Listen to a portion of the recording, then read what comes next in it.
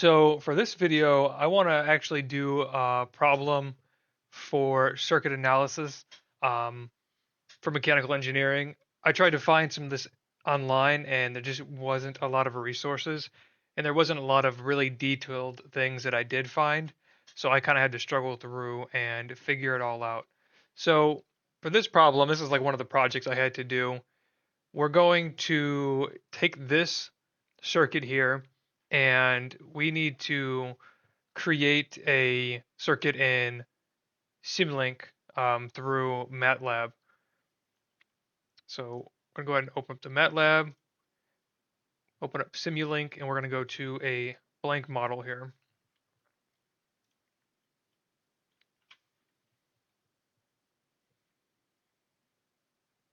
Now later on, like usually around third year for engineering, you start taking circuit analysis and things like that. And it's a little bit different than any like the physics and the calculus based classes that you would have been taking. And it's a little jarring to try and figure it all out compared to having like years of experience kind of building up to everything you've been doing. So with this circuit here, we're going to need to have two DC voltage sources and three resistors. And then I'll show you all the values, but let's get those made first. So for circuit one, and at least the beginning parts of the class, you're not going to have to worry about too many different modules and elements. A lot of them are going to be the basic things. So up here, your library browser is where you're going to find the majority of the elements you're going to need.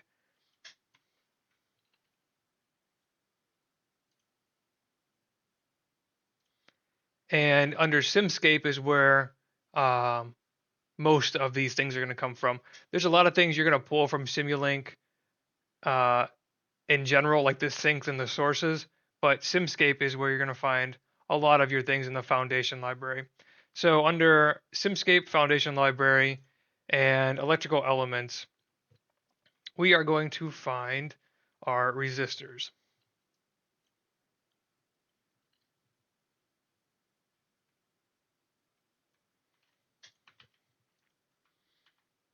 What I like to do is pick one kind of element and then copy and paste however many I need in that circuit and then kind of lay it out from there.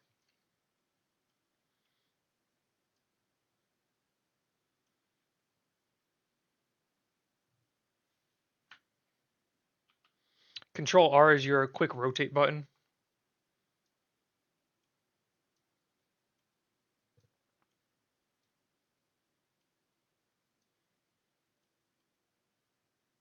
And then if you hold and click, you can join them together like that. And that's going to basically be your wire.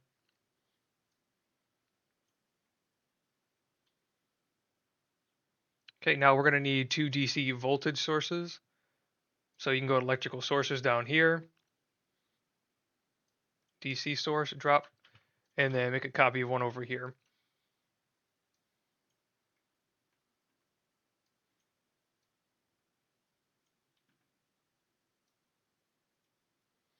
And I will say it's always better to make your circuit a little bit bigger than you probably think because you're going to fit a bunch of things inside here, like voltage meters um, and amp sensors and things like that.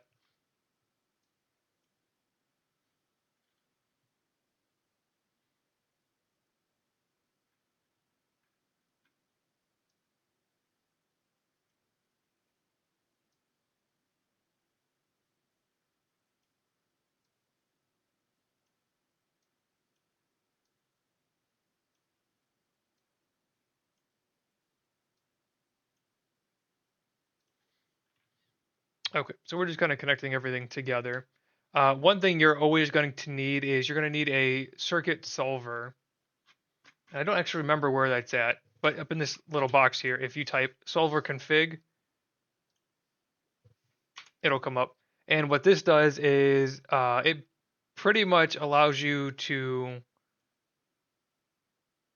set the logic for the circuit. You don't have to actually type anything in, but as long as you have this and it's connected down here to the ground, you'll be able to have a completed circuit.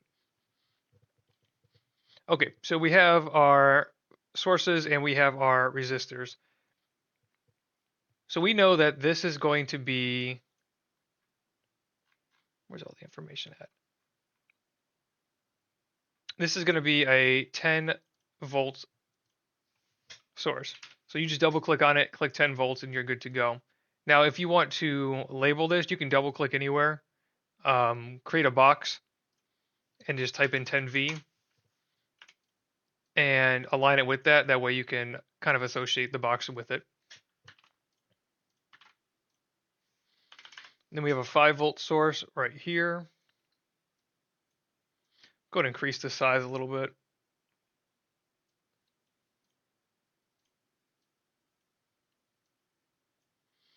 And then for these resistors, we're going to have 100 ohms on top, 150 here, 550 here.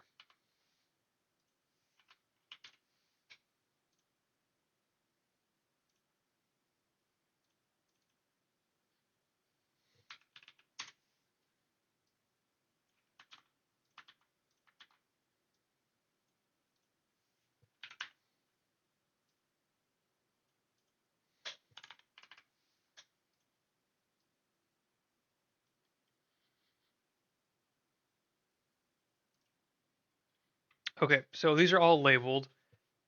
Now, it's going to ask us to find the current and the voltage in this schematic here. So we're given R1, R2, and we're given R3.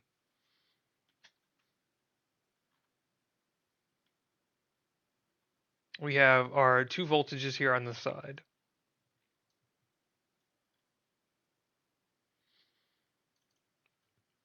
Not every class is going to require you to label everything, but just for my own sake, I like to label a lot of things as well.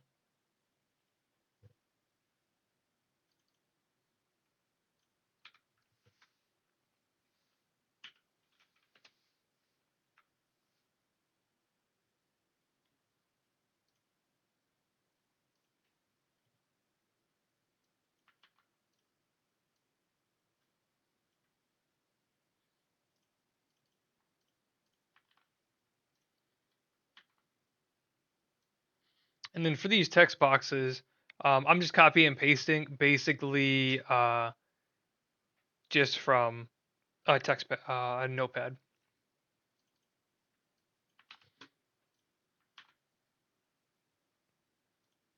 Just because the arrows are there and they're not super easy to type in.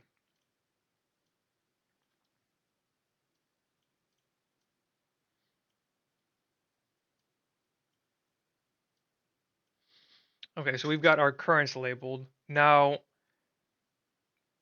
we need to find the voltage across resistor 1. So what we're going to do is we need to find a sensor. So if you go back under here into electrical and sensors, we can do the voltage sensor. Now the way these work is these have a plus terminal and they have a minus terminal. Um, and it's not too difficult to figure out, but your plus wire will go into the plus and then your minus will go out and down to the other side of your resistor. So we're going to go ahead and rotate this. Drag this down, connect it to the plus side, drag this, connect it down to the minus side. And then this little triangle here is where you can do your outputs, your visuals, your displays. So for that, you need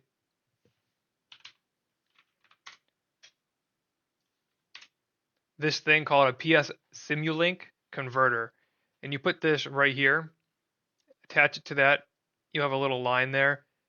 And this is what's going to take your reading from the circuit and then convert it into something you can actually see.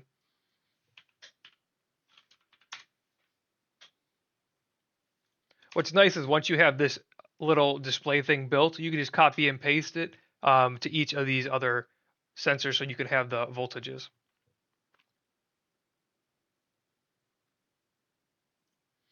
Okay, yeah. So if you go down, you'll find display here. Go ahead and drag and drop this in here. You'll see this line. It's connected straight away to it. And this is pretty much all you need for the voltage. There are some like slightly more complicated things that I will go into, like a current controlled um, source or a voltage controlled source. Those you have to wire into an original current so it multiplies it. Okay, so now we get a reading here. But the same thing we're going to do is we also need to find the current. We need to find I1 along this leg here. So I'm going to go ahead and expand this side. So if you highlight everything and then you drag it, you can expand the size of it. It's very nice to do because you're going to have to do this pretty often, honestly.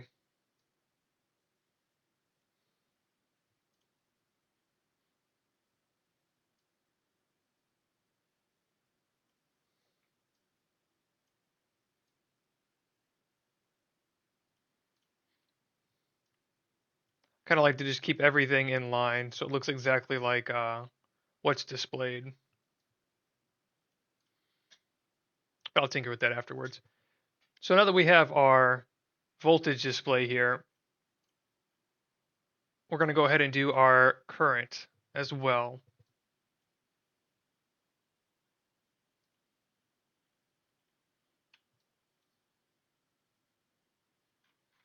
And then for this, we're going to have the same exact thing as a voltage sensor, but we're just going to have the current sensor. And it looks exactly the same way. Now for this one, you actually will remove the wire that's leading up to the node, and you want to connect this down here into your positive area.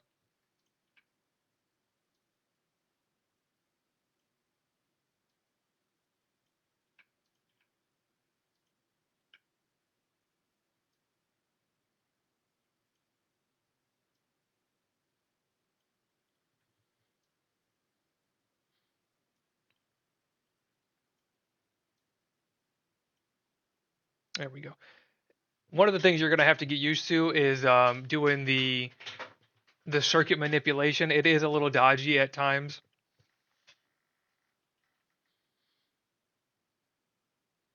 And then we're going to have the same link here with the display and the Simulink converter.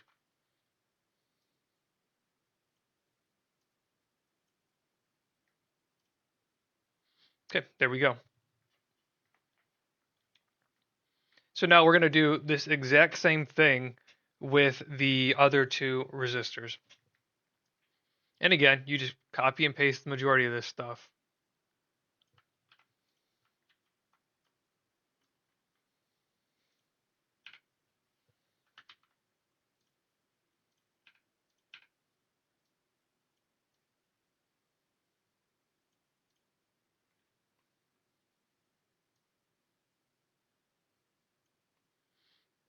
It does look very ugly at first. There's no doubt about that.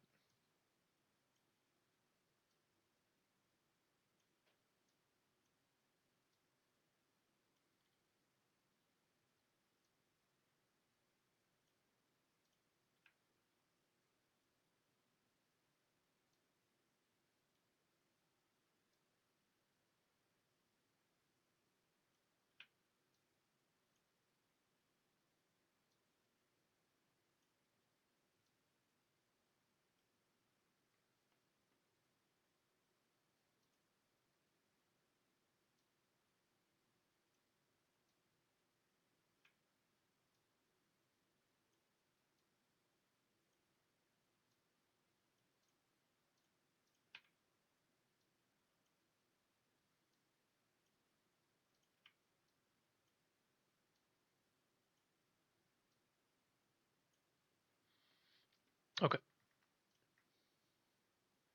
Okay, there we go. Let me double check, make sure these are all right.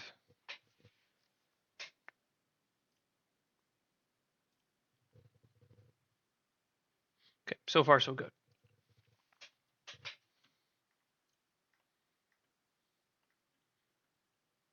And now we're going to do one more for the 55 ohm in the center, or 550 ohm.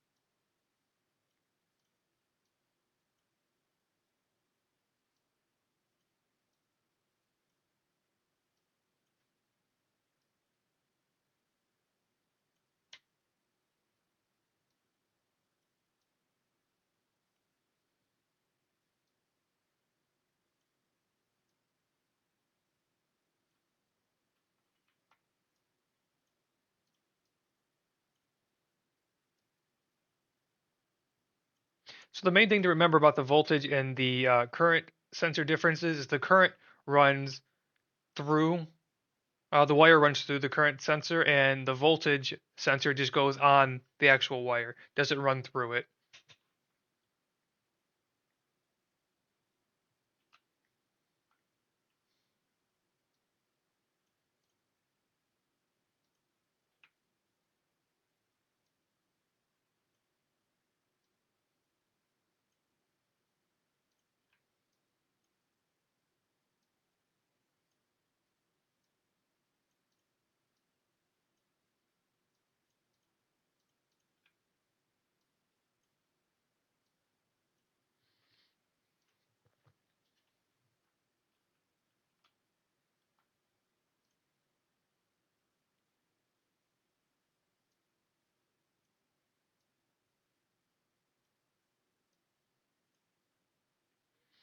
Okay, so here's our completed circuit.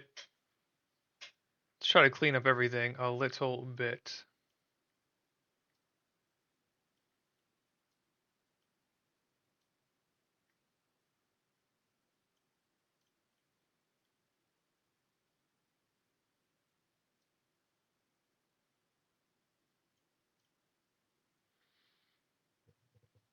So yeah, going back to this circuit here, we have found I1, which is going to be the current source right here.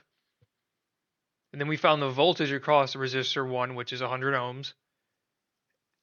We found the current and the voltage for I2.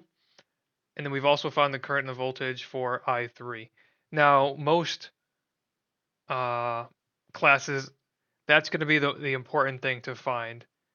So yeah, that's an overview of some of the common components and how you actually link them together. I'm probably going to continue to do this just for like self practice and study.